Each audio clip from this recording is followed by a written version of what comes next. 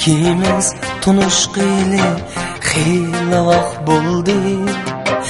Gap sözümüz yaman emas, hem yaxshi bo'ldi. İkimiz tunuşqili xeyli vaqt bo'ldi.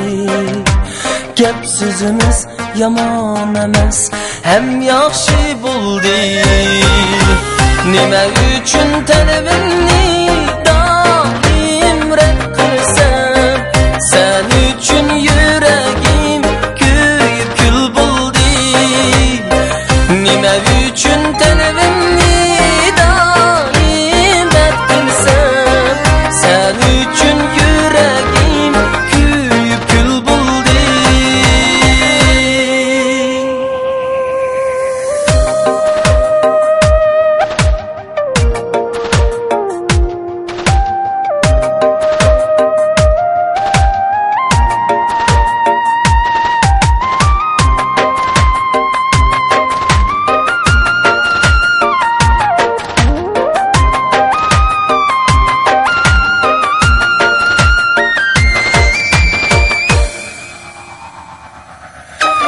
Eşengen tağlarda asla keyif yok.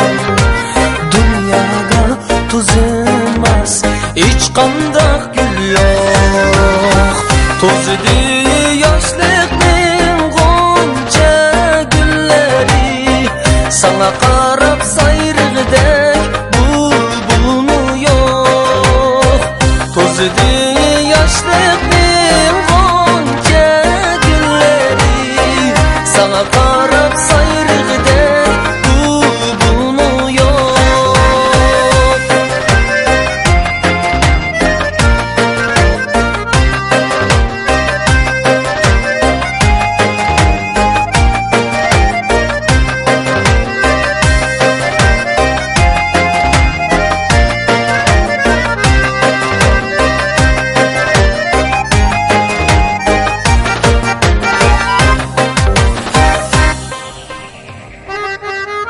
Muhabbet vicdandan asla ayrılmaz.